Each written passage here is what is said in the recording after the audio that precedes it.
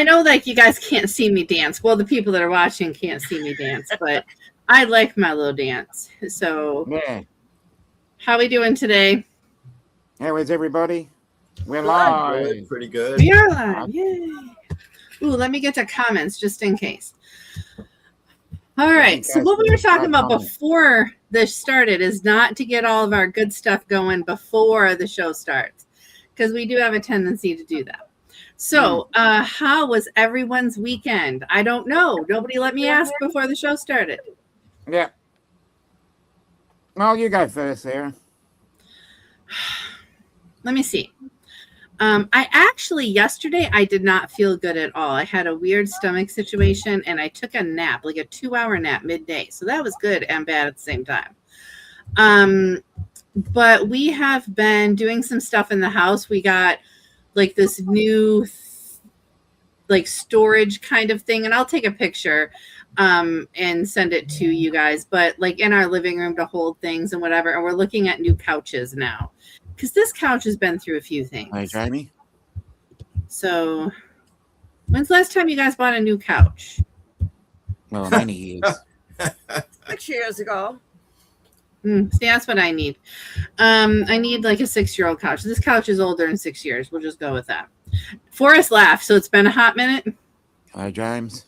Yeah, not since I've been married. Okay, that's like a bit. Okay. But, bless you. I don't know if you guys heard that, but somebody in the room with me sneezed. But anyway, so Carol, what did you do this last weekend? Well, we have a lot of art where I live. And so I am trying something very different, actually 2 different things. And so I've been playing around a little bit with watercolor. But this weekend I worked on diamond art.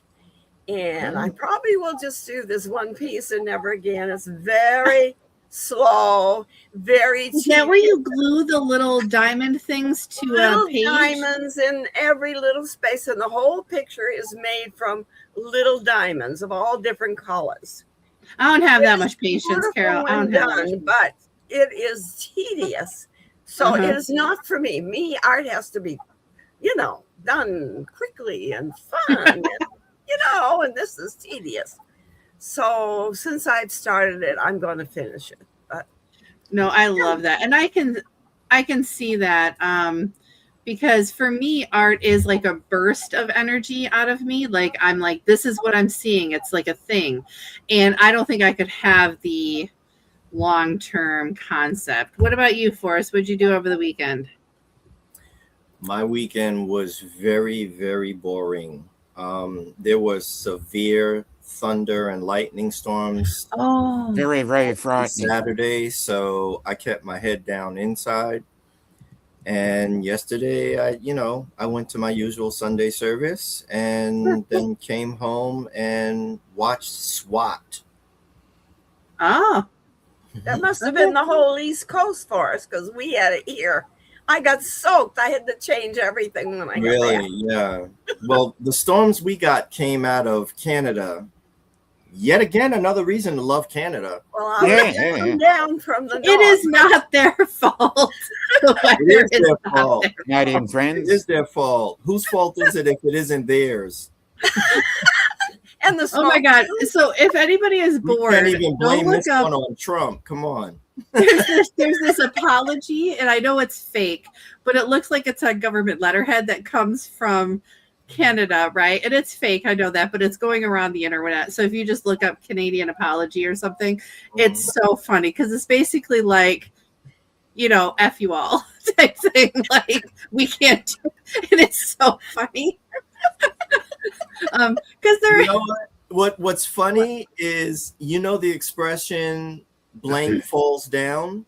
yeah. I literally feel that that's what Canada's doing to us because like in the wintertime, the cold air falls down on us. Yes. In the summertime, the fire smoke falls down on us. Yeah. True. The wind comes that way. Yeah. Yes, sir. It just falls down. I saw a picture of New York City and you could hardly see it. Yeah. So much smoke.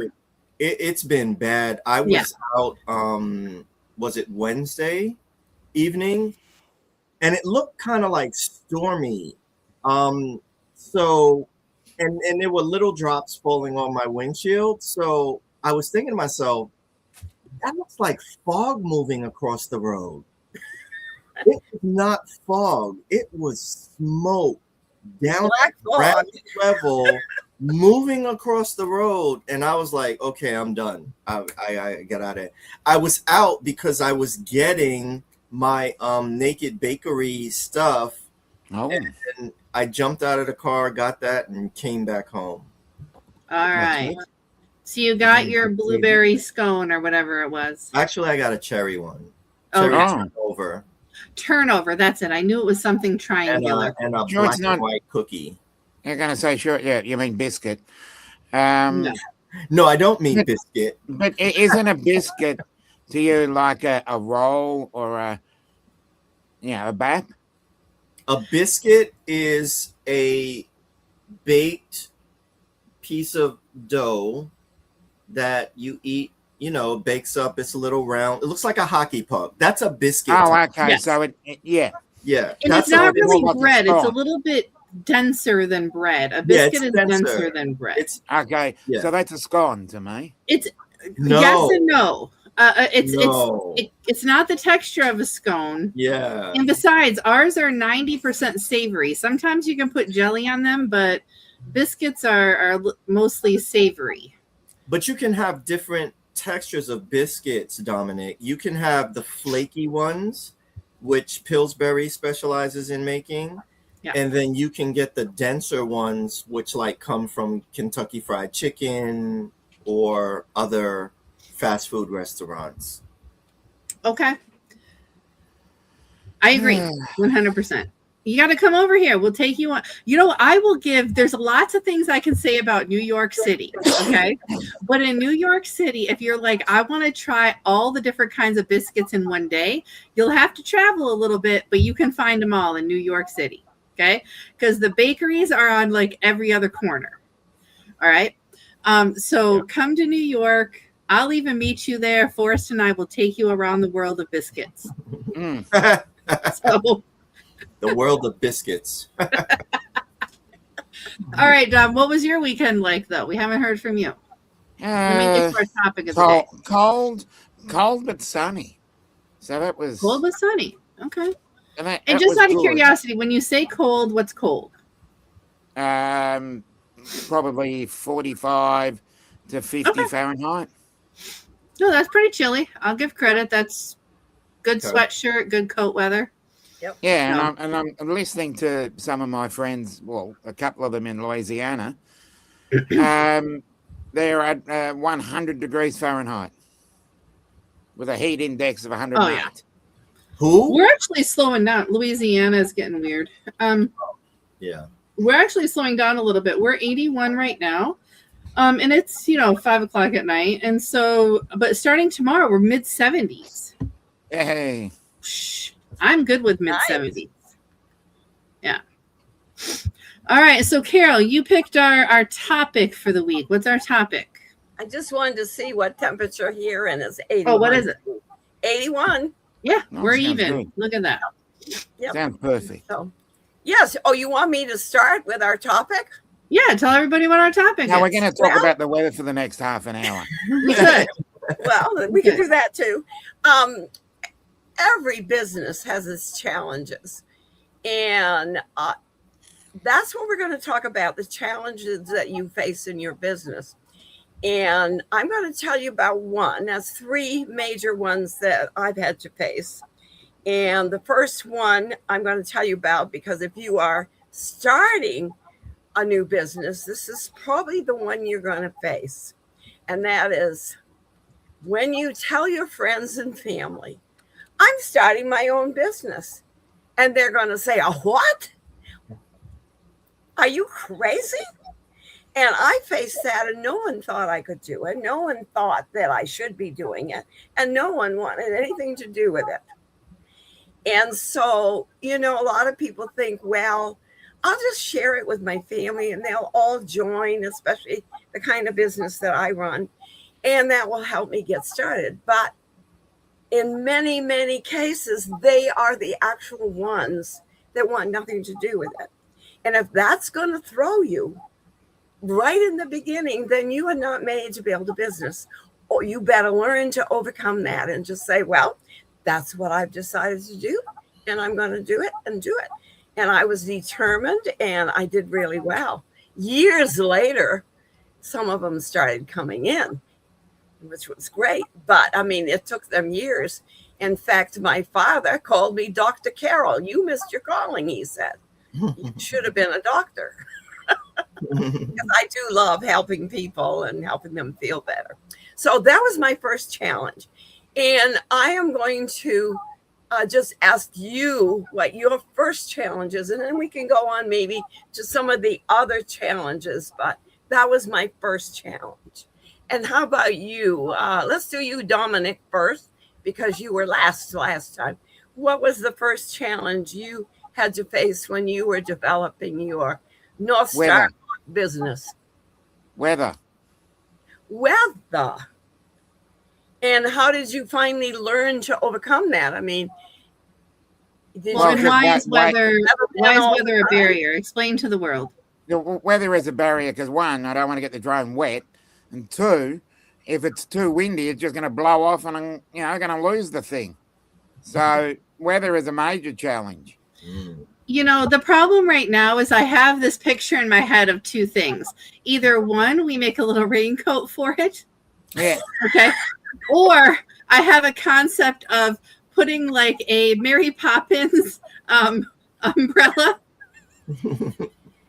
You've seen too many dogs. Unfortunately, that would fly away quicker. But that just was in my head.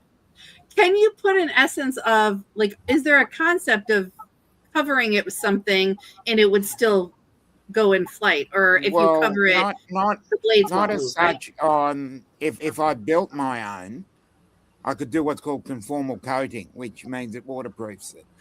Okay. DJI, which is the major supplier, major player, doesn't do anything waterproof. But there is a company called Swell Pro that does do waterproof. Yeah, because there has to be, because I've seen drone footage of rain, drone footage of hurricanes. As I said, you can actually build your own. The building your own requires a little bit more energy. Not necessarily, not as much. Probably the same when you build it out. Okay. But you've got to buy the parts. You've got to source the parts. You've got to get the right motors, and you basically got to get everything lines up with each other. Then you've got to solder it together. Then you've got to program it. Then you've got to work out. So time frame is just easier to not fly in the weather. Yes. Sounds like it. Right? Is that okay? Yes. That kind of sucks though, because is that something you're working towards? Like, is this something like you're starting to think about, or are you just like, I'm happy with my drone at the moment? Yeah, I'm a bit of both. Okay. A bit of both, because if I wanted to do it, I could, because I did electronics when I was younger, so I know how to do it. I just don't know if I could. I don't know if I have the patience. That's what I'm looking for. And let me ask you, what about the pictures that you would be taking if it was raining? Wouldn't they be kind of smudgy? Maybe. I would think so. Probably not worth it. Well, it also depends on what you are. I'm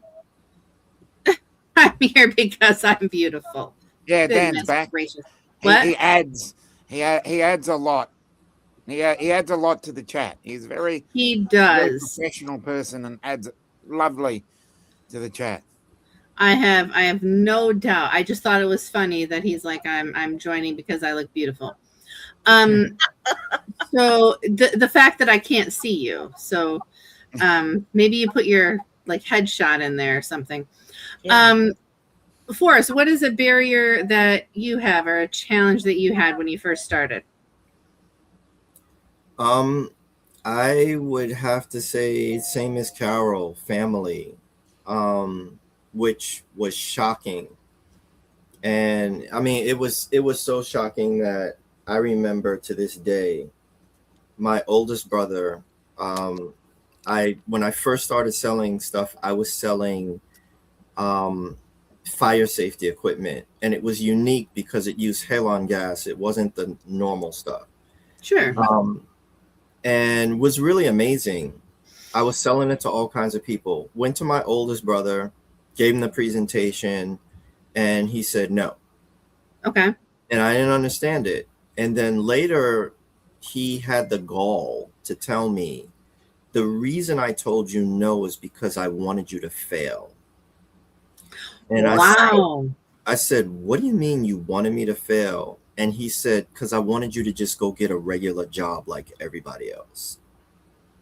Oh. So this is the stuff that lurks in family. It's Like, true. you know, if you have a family that supports you and rallies around you when you're trying something new, bless you. Like I would you say got the same thing. you got a Forrest. gift from God. But Right. I've seen it proven time and time again. Strangers will buy from you before your family will. Mhm. Yep. They just will. So yeah, same thing. But I It's got sad, over it. I isn't got it? over it and I learned. And When that's you it. when you think of it, they're working 9 to 5 or more to build Mhm. someone else's business. Yeah. Why not do it for your own? I mean, I tell people that. Why don't you build your own? Why are you building someone else's business? Mm-hmm. Yeah, exactly. But that's just it. How Well, about you, and Sarah? I'm Yeah, going to we get to wanna that, but hear I'm from going to you. go on the most recent comment there from Dan because I think um, it's about he hit rock bottom and had to rebuild his life. And I think when you build something from scratch, not necessarily hitting rock bottom, but that helps the process really. When Yeah. you're there and you're building it from scratch with barriers, with challenges, you're building it better and you're becoming stronger, right? True. Mhm. Yes. Now it hurts when it's happening, right? No matter how, Forrest's relationship with his brother is or was, when his brother said that, it hurt, right? This could be somebody you don't respect anyways. It doesn't matter, but they're family. And now that hurt, right? And so I'm with Carol and Forrest on that. And then I have another barrier that I had when I first started too. But when I first started, it was family, and it's still that way. This was not last summer. The summer before, I had family come here to visit, and my stepson and I went into the city. We took the train. It was a whole day, right? We went into the city to meet them, and it was going to be fun and all of this. And we're 20 minutes into, we met them for lunch when my family member told another family member, "Oh, don't ask Sarah that question. She doesn't have a real job." Wow. So now That's true. That's my one of the stepson- things we hear.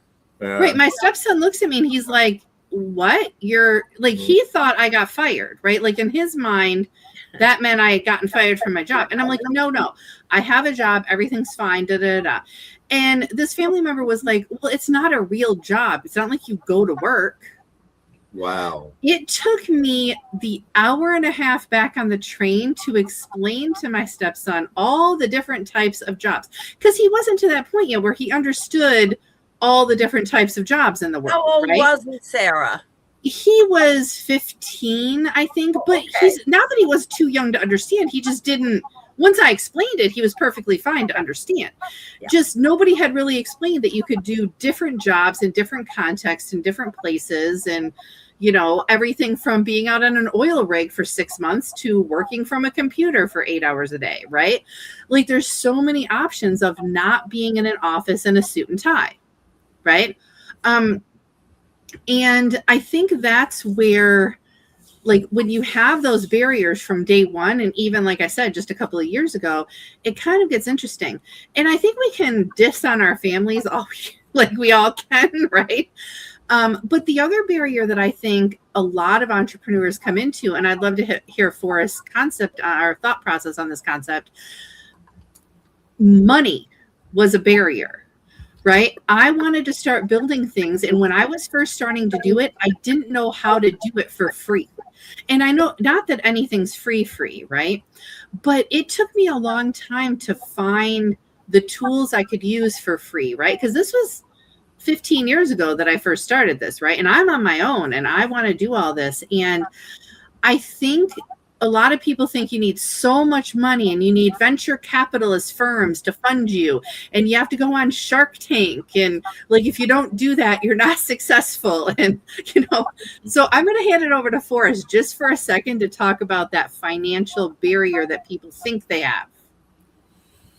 And I know I threw that at you, but okay. Yeah, the financial barrier is a lie. It just doesn't exist. It's like the sound barrier before man broke the sound barrier. You, especially today.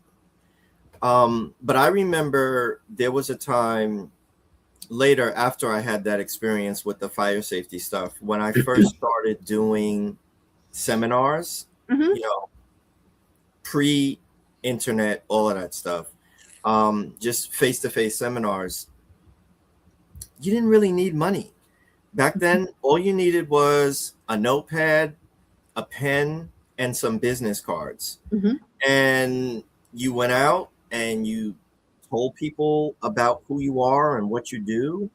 And you printed up flyers and distributed them and did all of the stuff that people just, it's foreign to them nowadays, which, by the way, I'm going to start getting back to, because I think we've become not self-reliant. We've become too reliant on the internet. Sure. And lost our critical people-to-people skills. So I am starting to go back to my roots as a salesperson and just start cold calling and door knocking on businesses. Because I love that. It's at least I know when I have this person in front of me, he's not ducking me. He's going to give me a yes or a no. And I can deal with either. But the ghosting you get on the internet, you don't know what you're getting back from the person as you're doing that. And you can spend hours and hours and hours creating stuff on the internet and posting it and checking up on it and following up and doing all of this stuff. But then at the end of the day, you got to ask yourself, how much money is that generating for me? Cool. If you want to do that, there are so many free resources out there right now. Like I told you guys, Pixabay. Yeah. Like the majority of the B-rolls you see on my videos are Pixabay. It's just free stuff. It's out there. It's a resource. You can use all kinds of things, but no, money is not a barrier. As long as you have an idea and a voice and a phone, you can run your entire business from a phone. And if you don't know how, you can pay Forrest to walk you through the process. Yeah, exactly. How's that? Yeah, link will be in. His affiliate link will be in the chat after. There you go. After this. That is my third challenge, and that is the technology. Because when I built my business, there was no technology. We didn't have cell phones. We didn't have computers. All we had was a phone where we couldn't see anybody. And the way I built mine was just by taking 1 or 2 nights a week and making appointments to sit down with people. I figured if I could sit with them face to face, they'd want what I had, which was true. They did. And so 99% of the people that came into my business were because I sat face to face and explained it, and they saw it. So all I was trying to sell when I called was the right to be heard. And I tell people that, and they just don't get it. They do not get. I was selling was the right to be heard. And like you say, you do it on the internet. I have not been successful doing it on the internet. I picked up a few customers here and there. But when I sit face to face, they do their whole house, they change around. They don't want toxic things in their home. They don't want toxic things in their body. They change everything. What is the company you work with, Carol? Shackley Corporation. Yeah. That's the products that I use. I do have a few others, but that's basically the products that I use. And I thought that was right. So I wanted to just confirm, because I thought I was like second guessing my life there for a second. So the thing that I do know about Shackley is there's very little upfront cost to becoming part of Shackley. Right. Is that correct? That's right. Nothing. And I do know for a fact that now I'm not going to remember it. It's H something. It's a cleaning something. And I have it in my kitchen. Yep. And that's the only thing I use right now. It's Basic H. That's it. I was like, what is Basic H? But I didn't know it worked until somebody was like, just try it. Right. Because I didn't have any place that they could show me. So how many years did it sit there? Right. But it is wonderful. But it's about the upfront cost. And it's back to what Forrest said. You can do things without a lot of upfront costs. Right. And if you're looking for a side gig, if you're looking for something and you think of all these MLMs and network marketing things out there, look for the ones that have minimal upfront cost and a lot of support. And I know that Shackley has that too. I'm not trying to sell people on Shackley. I do not work for Shackley. I do not play a Shackley person on TV. Okay. So reach out to Carol if that's something you want to do. But there's a lot of ways to get around that. But I think technology, you were right, Carol. Let's lean into that. Technology is a barrier, right? It is to me. And I've tried to do it. And I'm like you, Forrest. I'm beginning to think the old way is better, the person to person, because I'm not really getting hardly far at all. And I thought, well, I can just stay home and this will be easy. Well, and I think we're all missing that. Dominic, you're now starting to reach out to real estate agents and realty firms because just trying to connect with people, individual humans online for people to want drone work wasn't working. Right. And so you're going directly to businesses now. Are you walking in and knocking on doors or are you sending messages or both? I'm doing it on behalf of someone else. Oh, okay. So, yeah. So I'm basically speaking to other people that know the ins and outs of how to speak to people. Oh, got it. I see what you're saying. Sure. Yeah. But your goal is to speak directly to the real estate agents and eventually do home flyovers, right? Yeah. In such of a way, yes. Okay. Do you have a thing in your country like we have here, Chamber of Commerce? Yeah, we do. You do, because I was in that for years, and I got a lot of customers through that. It's I don't know, not as easy as that. Yeah. And I think it depends on the state, Carol, because like here, there's Chamber of Commerce, like you can go to some meetings and things, but it's expensive to join here. It is expensive, but you go to people's businesses and you learn all about their business. And then when they have people like Forrest and I, and probably you, they, get a central place and they set up their little booth so that when people come in and you got a couple hundred people coming into your event and they all have a business or want one. And so then they come to the little booth and learn instead of going to say Toyota and learning about all the Toyota cars and so forth. It's a little, different from home business. Correct, Rob. They do have a space for them, which is nice. And it's and not then BNI business networking I was a part of. Yeah, and BNI business with them. I don't see eye to eye with the whole BNI concept because one, it's far too expensive. No, I can only speak of what happens here. Probably gone up, yeah. One, it's too expensive. Two, is the way it's set up here is very stuffy, and the people there. No offense. Sorry. And no offense to the people that I know. Mine was not. And you can only be in one category. So if you're everybody has one category, and that's all you're allowed to be in, and it's the way they present people as well. the more money you have and the more influence you have, it seems to be the more you get pushed. Okay. So, And that's a shame. I didn't Forrest, find you were that part of at all. BNI for a second, right? No, never. Oh, I thought there was some networking thing that you were a part of. Was it Yeah, it's something? called NRG. Oh, okay. I knew. Sorry, acronym. Something I different. should have clear. I didn't. yeah, almost the same amount of letters. So. Yeah. See, that's it. Was NRG better or worse than what Dom's explaining with BNI? Better than BNI. Okay. I mean, it was, at least in my experience. Yeah. NRG is a smaller. It's national. There's groups in different cities around the country, and there's even some international locations. But everything's done on Zoom. It's like a big family, and I've gotten. I remember when I first invested in joining NRG, I 10x'd my membership within 60 days. So Oh, that's lovely. Wow. Okay. yeah, it's what you put into it, basically. Sure. That's it. Okay. And it's a referral group. That's what the R stands for, right? Yes, and it's what's so unique about it is when you come, you are literally given referrals.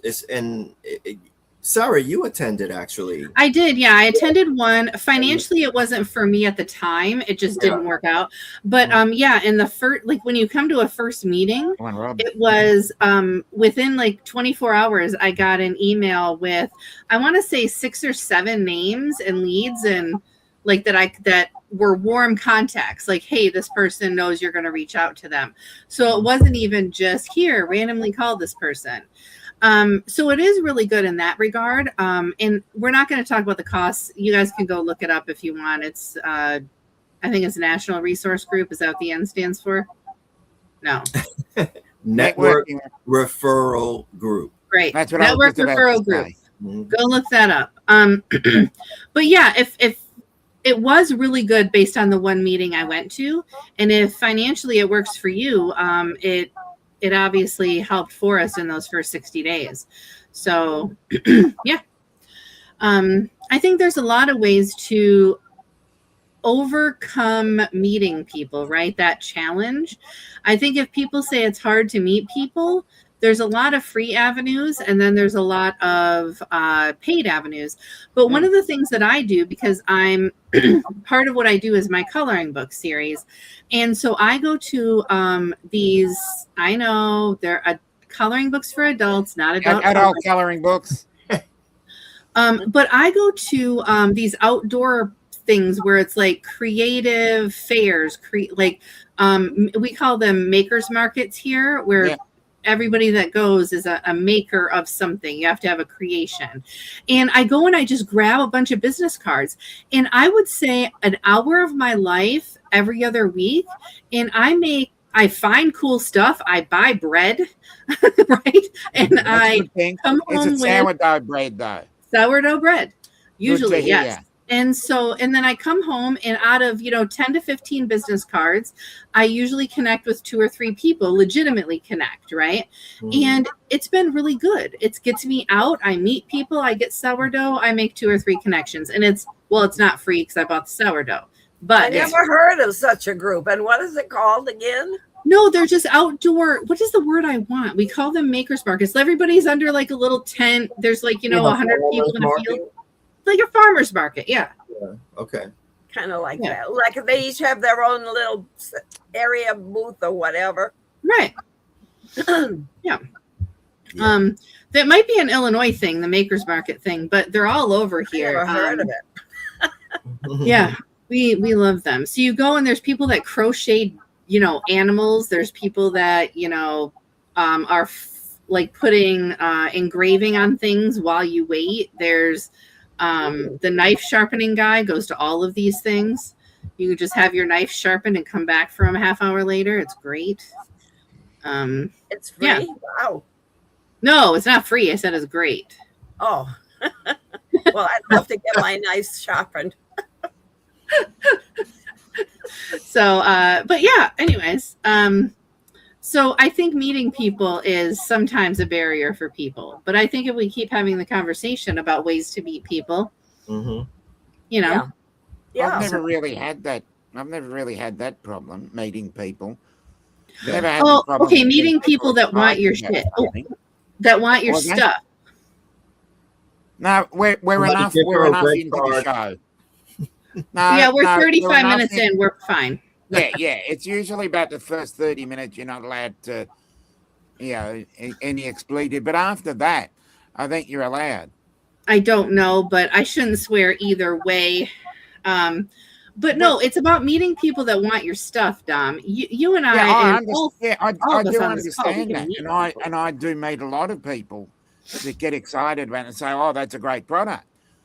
Mm-hmm. Oh, we love, Yes. we love what you do, but that Yeah. seems to be where I the love your posts about it too. exactly, but that seems to be where the train derails, basically. You know, that's a concept. And I know that Forrest and I have had this conversation that, especially in online networking, we meet a lot of people that say, "Wow, you're great. I love what you do," but they're not our customer, right? Mm-hmm. And I think that we all have that barrier, right? Dominic, with your drone work, I think it's great. You have great drone work. And sure, you know, I bought a t-shirt. I said I was going to buy a calendar. I will at some point. But not everybody needs you to fly a drone over their house.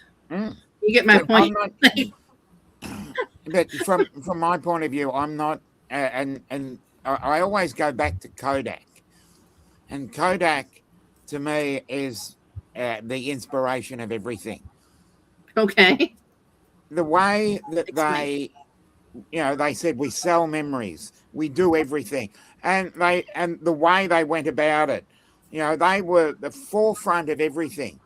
But their hindsight, Joe, their hindsight is actually backward, because they thought, oh, everybody will love photography as we go through the years.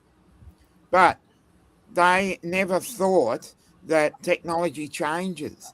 So I'm not selling photos, I'm actually selling outcomes.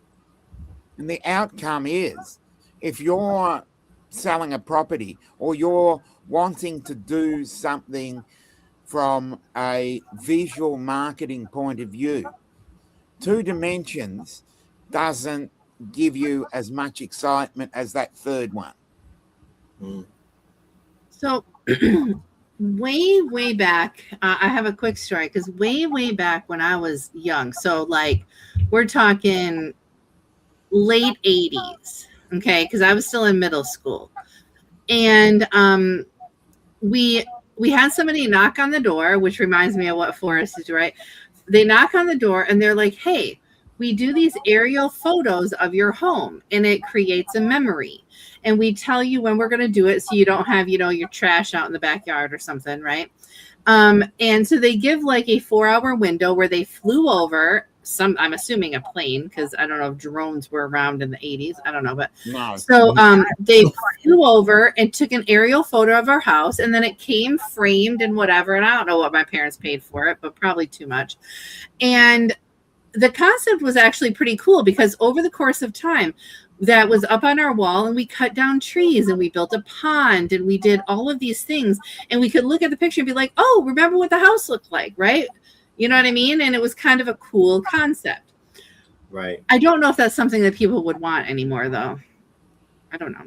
Especially since you can go look at your own house on Google. Yeah, that's what I was about to say. Google Maps at your house. But if you're in real estate, I really think that you would want a drone to show all the property, especially if you have a big property, like a big plant or a farm or something that is fairly big. You'd want to go in and see all the angles of it, because a lot of people buy things they see like that, and they haven't seen it in person. My first house in Florida, I hadn't seen it. All I did was see video and pictures of it, and I bought it. And people do that more than you realize. Yeah. No, I don't know if you consider him my father-in-law. It's my partner's dad, but we're not married, so I guess it's still my father-in-law. But he bought a house sight unseen. He lived in Germany, wanted to move back to the States, couldn't fly back and forth just to see houses. Right. Right.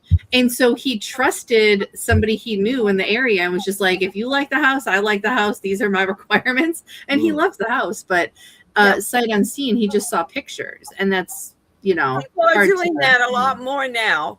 And Mhm. so, see, he could show all the outside, and Right. then the realtor could do a video inside, and then they really get a view. And in his case, Dominic, you could even do the town around so they see what the area is, because you like to know what the neighborhood's like too. So, yeah, I just think that that's a key for you is the real estate and large businesses, of course. Mhm. Yeah, obviously. Definitely. Yeah. But it doesn't, the people here are different to people overseas. We seem to be very slow in taking on technology. Yep. Mhm. Oh, that's too bad. All right. So what we're going to do, this was an amazing conversation. We're going to do our round robin of introducing ourselves. And then Dominic's going to do his round out that he does with a dad joke. And we'll do all of that. So we're just going to go in the circle I see. So Carol, you're going to go first. Yes, I'm a longevity mentor, and I help people bring products into their home and into their body that help them and not hurt them, because people have no idea the things that they're doing to their own body until I get a hold of them. Till I get a hold of him. I'm picturing her grabbing my ears Hey, and what like are you eating those potato chips for? They're only plastic. Yeah. oh goodness. All right, Forrest. Tell the world what you do. I am a business freedom strategist specializing in helping business owners get the most out of their time, their efforts, and their money with their business. I'm going to post right now. If you want to have a strategy session with me, it's free. Just follow that link that I put there, and you can talk to me free of charge. And I suggest you all do that. He's good. Thank you, Carol. Yeah. So that's what I do. Love it, love it, love it. I'm going to go next, and then Dom can do all the wrap up and introduce himself. So I'm Sarah. I'm with Off the Beaten Path Consulting, and I mainly work with small, medium-sized companies on HR and leadership development programs, but I also work with individuals on becoming better leaders. And I do that primarily through a series of leadership development coloring books. Here is my link. Feel free to check out everything that I do. I will put that in the chat here in about 2 seconds. Grab time on my calendar if you want to chat. I am also free of charge for that first session. But if you want me to create anything for you, there are charges for that. Got to charge, right? As Yeah. Part of our businesses. Sounds like a wounded bull. we're not. All right, Dom, what do you do? And round us out. Yeah, well, I'm Dominic from Northside Hawk. I create and I help people with stunning aerial visuals that will make your business stand out. And no, I don't do weddings. They're just too much of a nuisance. But I'll firstly leave you with a dad joke, and then leave you with something a little bit more serious. I was looking at my front window just recently, and I saw someone trying to steal the gate. And then I thought, I better not question him, because he might take offense. And on that bombshell, I really need to, laughter is one of the great medicines, and it really does make people. But I also wish to leave you with mental health. The mental health struggles are not always visible. They can look like exhaustion, isolation, lost interest, and also smiling while you're going through a private hell. So